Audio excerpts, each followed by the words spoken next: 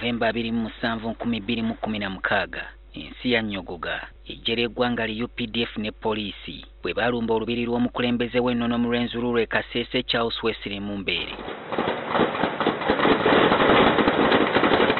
Okusinziira ku gavumenti, abantu abasoba mu 8 be baafa nga ku bano kwaliko n'abakuumaddembe 14.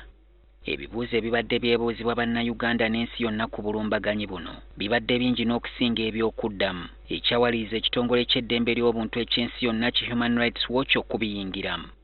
Kino kimaze akaseera nga kikola okunoonyereza ku busambattuko buno era olwaleero kifulumiza alipoota yaakyo. Alipoota esoose na kwemulugunya ku muwendo gw'abantu abaafa gavumenti gwe yabuulira ensi nga gwali gw'abantu 87 kyokka ng'oluvannyuma lw'okunoonyereza akakiiko kakizuula nti abantu abaafa baasukka ne mu 10. Okusinziira ku alipoota mu baafa mwalimu n'amabujje newankubadde nga kino ab'ebyokwerinda bazze bakyegaana lunye.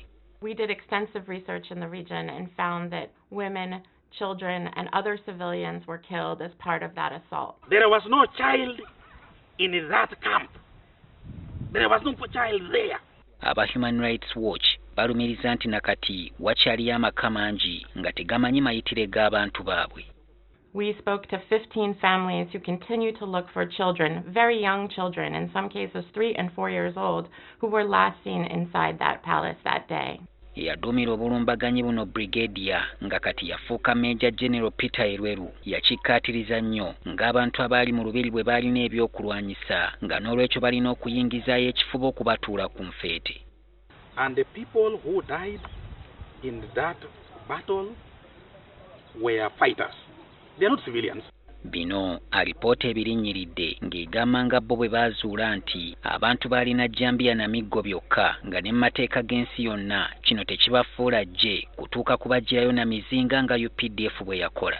Ekyokweyambisa ebyokulwanyisa ebibaluka UPDF yabyegaana ekyalekawo ekibuuzo ekinene ku kyekyaviirako olubiri okuteta.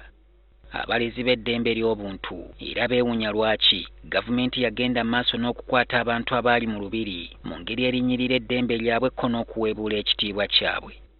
Mu ngeri y'emu bano abaasoba mu 108 baggulwako emisango egy'enjawulo kyokka mbu ate abajaasi n'abasirikale ne balekebwa okulya obutaala ate nga nabo batta abantu ba bulijjo. Alipoota era tebuusizza maaso bakuumaddembe 14 abattibwa era n'esaba gavumenti ekyokuleera abantu baabwe obutakirwisa abantu ba bulijjo abaafiirwako abaabwe nabo basabye baliirwe. Alipoota eriko amagezi geewadde nti era singa gagobererwa obwenkanya bwandirabwako. Ekimu ku byo mulimu okukola okunoonyereza okwetongodde ku ngeri amagye ne poliisi gye beeyisaamu ku lunaku abantu lwe baafa era abaali emabega waakyo bavunaanibwe.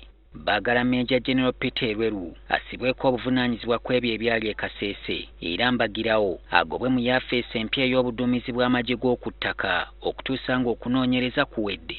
Gavumenti bagisabye ezibirizeeko eriiso limu waakiri ebe y'amazima ebuulire eggwanga omuwendo gw'abantu omutuufu abaafiira mu kannyamberege kano nti era n'emirambo gy'abo abagambibwa okubulwako abaabwe giziikulwe gyekebejjebwe bannyini gyo bagikime bagiziike kubanga mu mazima mu kusooka baatya buti okunona abantu baabwe.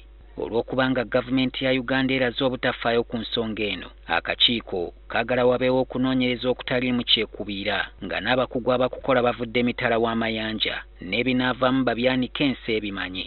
Akakiiko k'eddembe ly'obuntu mu Africa ka African Commission on Human and People's Rights nako kasabiddwa okwenyigira mu nsonga eno. Abagabi b'obuyambi nabo basabiddwa okutunuulira Uganda n'eriisa ebbi lisobole okugijjukiza nti esaanye okutwala eddembe ly'obuntu ng'akakwakulizo k'okuba n'enkolagana ennungi n'amawanga amalala. Bino byonna kale bizuuliddwa wabula alipoota nayo eremereddwa okubaako n'ebibuuzo by'eddamu okugeza obanga ddala kituufu gavumenti yali eyigga abalwanyi abeeyita kirumira mutima abaali beerimbise mu bakuumi b'omusinga. Newankubadde abanoonyereza bakkiriza nti waliwo poliisi ezaalumbibwa era n'emmundu ne zibbibwa tebawa magezi ku butya amagye gye gandikuttemu ensonga eno newankubadde n'okuteeseganya kwasooka kugwa butaka. Solomon Kaweesa, NTV Akawungeezi.